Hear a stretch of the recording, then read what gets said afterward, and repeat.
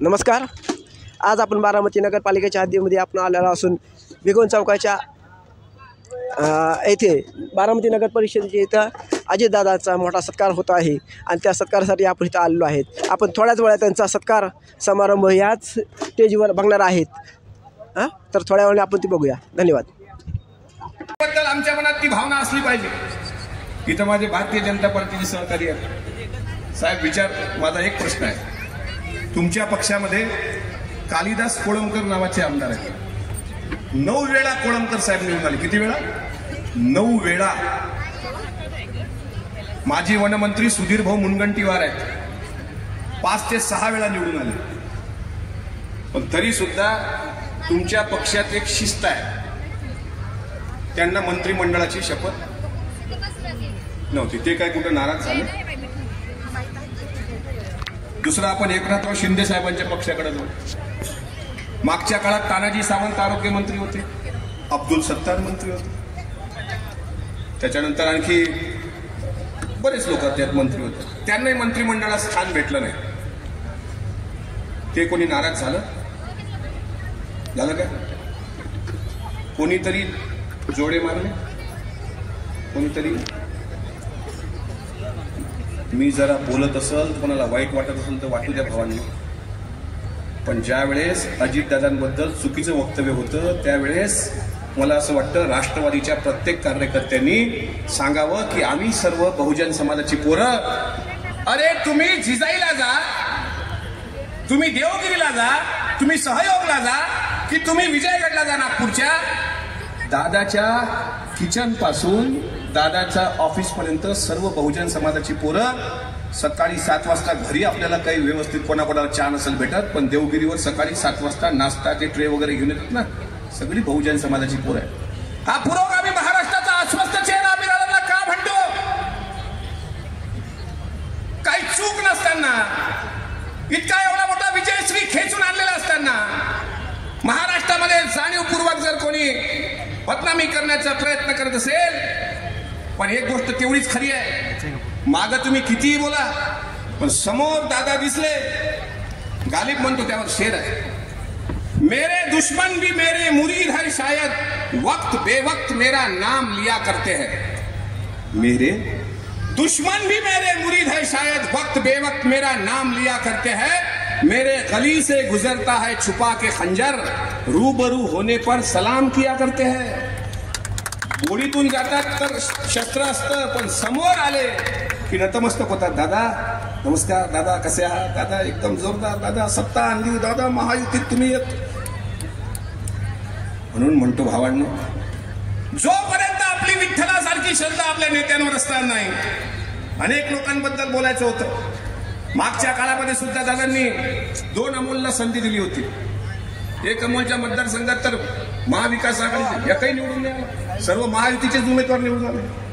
इकडेही महायुतीचे उमेदवार जास्तीत जास्त निवडून आले. अशी सुनामी आली यावेळेस. बरं हुशार एवढे आहे. एक उदाहरण सांगतो. तिकडं नगर जिल्ह्याचे खासदार मला वाटतं ते म्हणाले, ज्यावेळेस लोकसभेचा निकाल आला, जनतेने आम्हाला कौल दिलाय. जनता जनार्दनाने लोकशाहीमध्ये हुकुमशाही गाडली, लोकशाहीचा विजय झाला. आणि आदरणीय ताई विधानसभेला पडल्या, दुसऱ्या मिनिटाला स्टेटमेंट, ईव्हीएमचा घोटाळा आहे. वाह रे वाह, हम भी भरते हैं तो बदनाम हो जाते हैं और कत्ल भी करते हैं तो चर्चा नहीं बनती. तुमच्या सोयीचं झालं तर जनतेचा कौल, आणि तुमच्या विरोधात निकाल गेला का? इतक्या ताकदीने 132 जागा भाजपला, 41 जागा राष्ट्रवादीला, 50च्या वर जागा शिवसेनेला का? 1500 रुपये हप्ता महिना द्यायचा जो शब्द अजितदादांनी दिला होता, तो दिवाळीच्या पूर्वी खरं झाला की नाही ताई? 7500 रुपये आपल्या अकाउंटमध्ये आलेत की नाही? आणि आता जानेवारीच्या पहिला हप्ता पण दादांनी टाकला असं मला कळलं. नजर टाकला तर टाकून देतील. आता कार्यकाळ सुरू झालाय, नवीन अर्थमंत्री आहेत, अजिबात काळजी करू नका. जे आपले तुम्हाला 1500 रुपये भेटावं म्हणून ज्यांच्या मनात ईर्ष्या आहे, पहाटेचा भोंगा वाजल्यापासून संध्याकाळचा भोंगा वाजण्यापर्यंत त्यांच्या मनात जे ईर्ष्या आहे, तुम्हाला सांगतो दादाचा शब्द आहे, प्रत्येक महिन्याला तुमच्या सन्मानाचा निधी डीबीटी द्वारे थेट तुमच्या अकाउंट मध्ये पडेल म्हणून आई बहिणींनी आशीर्वाद दिला. शेतकऱ्यांनी आशीर्वाद दिला कारण शेतकऱ्यांची वीज बिल माफी. आमच्या अनेक शेतकरी बांधवांचं स्वप्न होतं की दिवसा वीज पुरवठा झाला पाहिजे. लाखोच्या लाखो आवाजच्या सर्व बिल येतात, ते बिल थोडं तरी माफ झालं पाहिजे.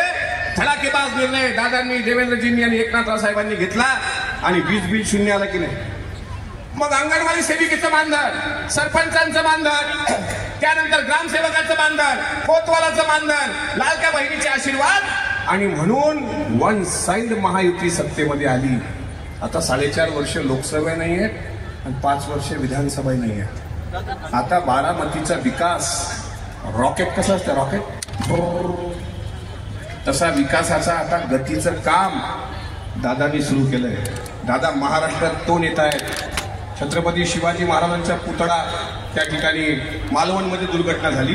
पहिल्या मिनिटाला समोर जाऊन माफी मागितली की ठीक आहे आमची चूक झाली, आम्हाला माफ करा.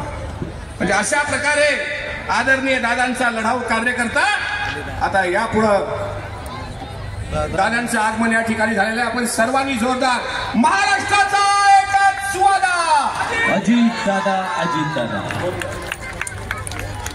महाराष्ट्राचा एकच सुवादा अजित दादा, अजित दादा. काय तुम्ही त्यांना एकदा जोरदार स्वागत करूया. आपल्या सर्वांचे लाडके महाराष्ट्राचे नामदार, महाराष्ट्राचे अर्थमंत्री आदरणीय अजितदादा पवार साहेब यांचं स्टेजवर आगमन होतंय. सर्वांनी जोरदार टाळ्या वाजवून त्यांचं स्वागत करावं. त्याचप्रमाणे राज्यसभेच्या खासदार आदरणीय सुनेत्राताई यांचं सुद्धा आगमन होतंय. त्यांचं सुद्धा जोरदार टाळ्या वाजवून स्वागत करावं.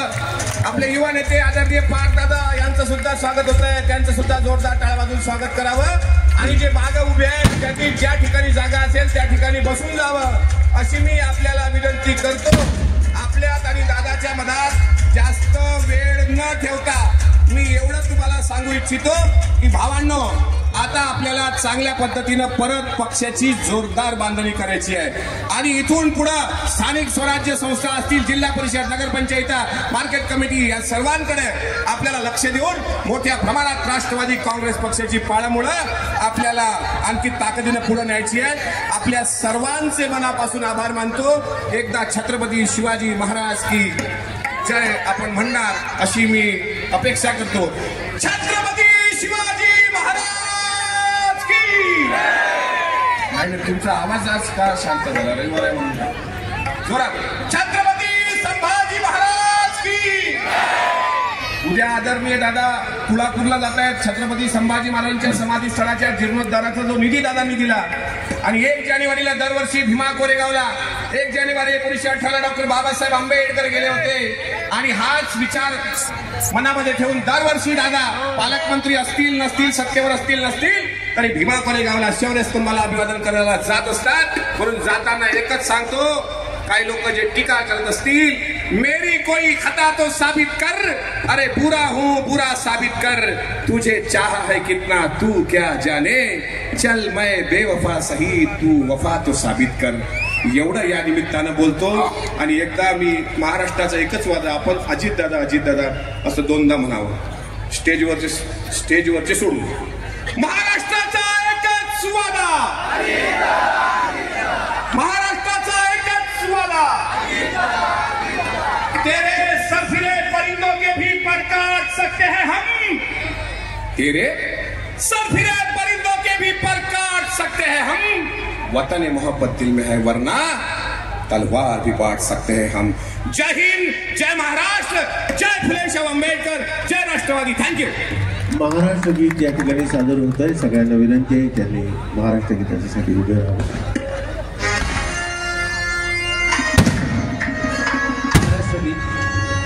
महाराष्ट्र माझा गरजा, महाराष्ट्र माझा, जय जय महाराष्ट्र माझा, गरजा महाराष्ट्र माझा, जय जय महाराष्ट्र माझा, गरजा महाराष्ट्र माझा, जय जय महाराष्ट्र माझा, गरजा महाराष्ट्र माझा, जय जय महाराष्ट्र माझा, गरजा महाराष्ट्र माझा.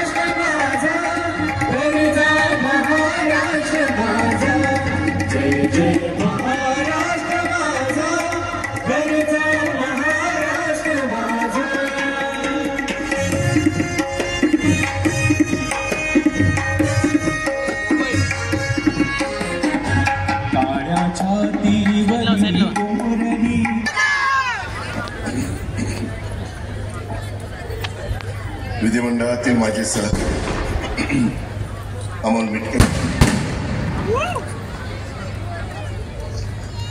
राज्याने निरीक्षक म्हणून नेमलेले सुरेश पालवेजी,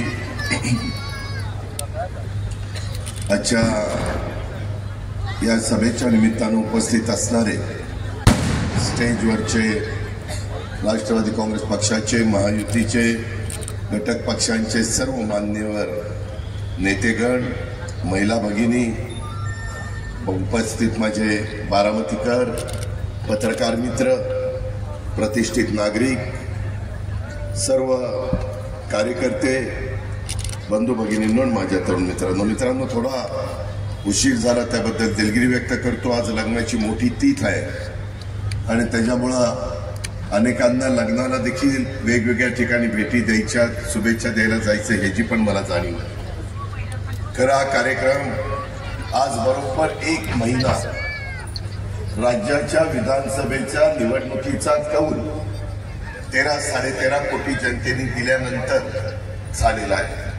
23 तारखेला दुपारी साधारण महाराष्ट्र राज्याची सूत्र उद्याच्या 5 वर्षाच्या करता कोणाच्या हातामध्ये जाणार आहे, कोण राज्यकारभार करणार आहे, कोण त्या ठिकाणी या राज्याचं नेतृत्व करणार आहे, त्याबद्दलचं साधारण चित्र दुपारीच आपल्या सगळ्यांच्या लक्षामध्ये आलेलं होतं.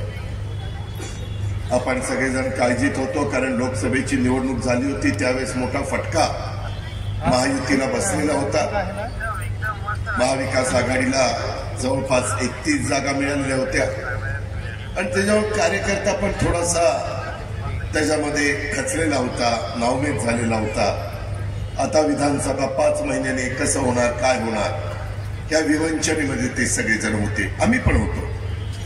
एकनाथराव शिंदे असतील, देवेंद्रजी असतील, मी असेल, आमचे घटक पक्षांचे सगळे सहकारी असतील, आम्ही पण जरा काळजीत होतो किंवा असा एकतर्फी कौल आपल्याला आपल्या भागातली जनता देईल असं वाटलं नव्हतं. परंतु आम्ही काही EVM वर त्या ठिकाणी दोष दिला नाही. शेवटी जनतेच्या मनामध्ये जे असतं ते जनता करत असते. शिवशाहू फुले आंबेडकरांच्या विचाराची जनता आहे. घटनेचे शिल्पकार डॉक्टर बाबासाहेब आंबेडकरांनी संविधान दिलेलं, मताचा अधिकार दिलेला आहे. कुठला अधिकार कशा पद्धतीनं वापरायचा याबद्दलचा फार बारकाईनं विचार करणारे इथले मतदार आहेत, राज्यातले मतदार आहेत. आणि त्याच्यामुळं आम्ही सगळ्यांनी विचारपूर्वक आपल्याला पुन्हा नव्या जोमानं लोकांच्या समोर जायचं आणि तशा पद्धतीनं आम्ही तयारीला लागलो. जूनचा अर्थसंकल्प मी सादर करत असताना काही योजना आम्ही एकनाथरावजी, देवेंद्रजींनी तयार केल्या, त्या जनतेच्या करता दिल्या. त्याच्यामध्ये लाडकी बहीण योजना ही फारच माझ्या महिला वर्गाच्या मध्ये पॉप्युलर झाली. तेही अलीकडे सगळीकडे महाराष्ट्रात फिरत असताना पाहायला मिळतं. आणि एक इतरही वेगवेगळ्या 3, 5, 7.5 हॉर्सपॉवरच्या विजेची बिलं माफ केली. 0चं बिल आम्ही सगळ्यांना त्या ठिकाणी दिलं. विरोधकांनी टीका केली, हा चुनावी जुमला आहे, हे नंतर बंद होणार आहे, हे देणारच नाही, त्यांच्यामध्ये धमकच नाही, आर्थिक कुठल्याची ताकदच नाही. साहजिक आहे, ते त्यांच्या परीनं बोलणार. आम्ही सांगत होतो, आम्ही खोटं बोलणार नाही, आम्ही हे करून दाखवणार आणि सगळ्या गोष्टी आजपर्यंत करून दाखवल्या. आणि त्याच्यातून निकाल आला आणि महाविकास आघाडीला ते पचू शकला नाही. त्यांना तो निकाल असा लागू शकतो हे त्यांना सहनच होईना.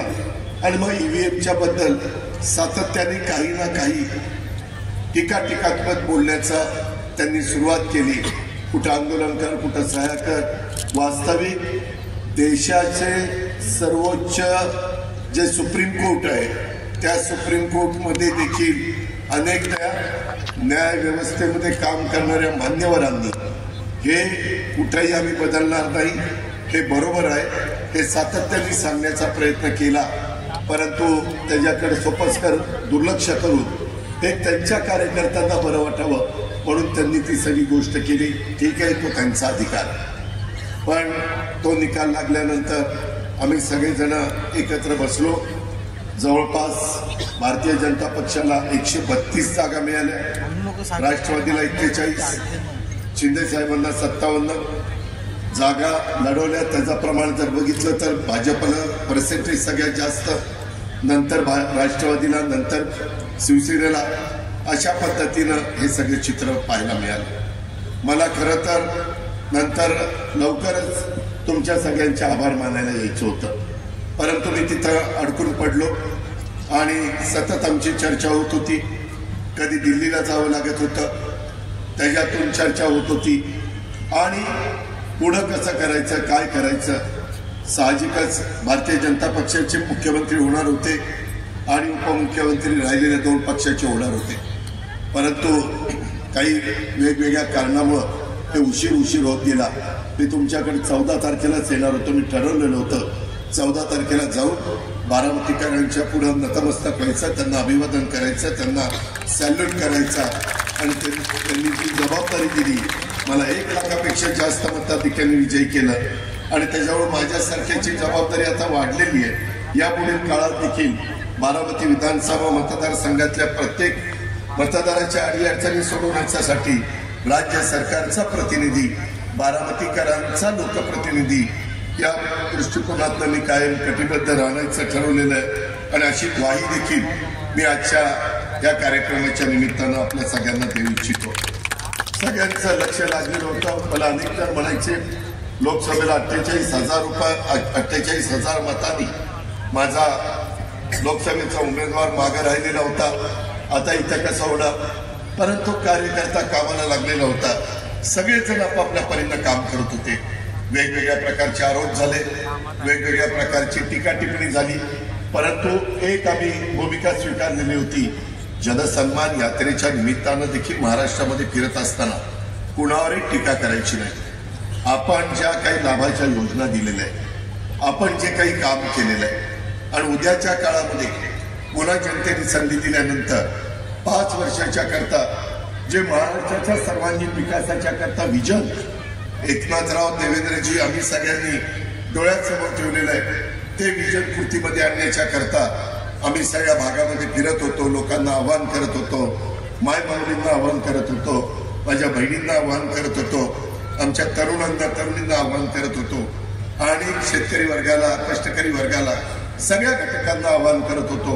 सगळ्यांचं ऐकून घेण्याचं काम मतदार राजा करत होता आणि त्याच्यातून नंतर देशाचे पंतप्रधान असतील, गृहमंत्री असतील, इतर अनेक दिग्गज नेते हे आपापल्यापर्यंत महाराष्ट्र पिंजून काढत होते.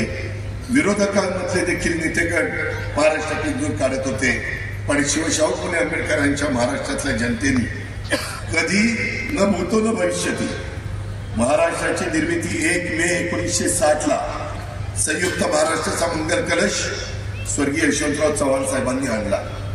आजही ती आठवण आहे, आजही त्याची नोंद इतिहासामध्ये झालेली आहे. आणि तेव्हापासून जेवढ्या निवडणुका झाल्या 57, 62, 67, 72, 78, 80, 85, 90, 95, 99, 2004, 2009, 2014, 2019 आणि 2024 कधीही काँग्रेस एक संघ असताना, विरोधक अतिशय कमकुवत असताना देखील इतकं एकतर्फी मतदान झालेलं नव्हतं. ते मतदान या माझ्या विदर्भ, मराठवाडा, उत्तर महाराष्ट्र, कोकण, पश्चिम महाराष्ट्र या सगळ्या भागातल्या चांद्यापासून बांद्यापर्यंत जनतेने केलं आणि तो कौल बघितल्यानंतर अक्षरशः आम्ही तर म्हणजे विचार करायला लागलो की बाबा आता एवढी मोठी जबाबदारी आपल्या खांद्यावर मतदारांनी टाकलेली आहे, बारामतीकरांनी टाकलेली आहे. जिरायत भाग असेल, बागायती भाग असेल, माझं शहर असेल, माझा सगळा परिसर असेल, या परिसरामध्ये आजपर्यंत अनेक निवडणुकीमध्ये तुम्ही मताधिक्य दिलं, परंतु यावेळेस 8व्यांदा निवडणूक होती आणि लोकसभेच्या निकालानंतर निवडणूक आलेली होती आणि तुम्ही ज्यावेळेस सकाळी काउंटिंग सुरू झालं त्यावेळेस तर काही चॅनलवाल्यांनी कहरच केला. काउंटिंगला पोस्टल बॅलेटमध्ये अजित पवार पिछाडी झाले. आमच्या मातोश्री तर आमच्या घरामध्ये देवघर तिथंच जाऊन आई बसली. माझी मोठी बहीण तिच्याजवळ होती. अगं विजू अक्का कसं असं झालं, ती म्हणायची नाही हे असं नाही आहे, आम्ही बारामतीमध्ये फिरलोय, काळजी करू नको. ती आपले देवाचं जप करत बसली, विठ्ठला पांडुरंगा पांडुरंगा विठ्ठला. आणि मग नंतर मी एकाला फोन केला, काय बाबा हे काय नक्की काय? म्हणले काय नाही, आपल्याला 60-70% मतं मिळत आहेत, आपण पुढं आहोत. आणि नंतर काही बारामतीकरांनी जी बटणं दाबली त्याच्यामध्ये आपण मागे राहिलो नाही, सतत प्रचंड लीडनं आपण पुढे चाललो. आणि अनेकांचं तुमचं सगळ्यांचं कार्यकर्त्यांचं स्वप्न होतं, काही जीवाभावाच्या बारामतीकरांचं स्वप्न होतं, माझ्या मतदार राजाचं स्वप्न होतं. त्यामध्ये आपल्याला लाखाच्या पुढं मताधिक्य मिळवायचं. आणि खरोखरीच बारामतीकरांनी उभ्या महाराष्ट्राला 1 लाखाच्या पेक्षा जास्त मताधिक्य मिळवून एक ऐतिहासिक अशा प्रकारचा करिश्मा करून दाखवला.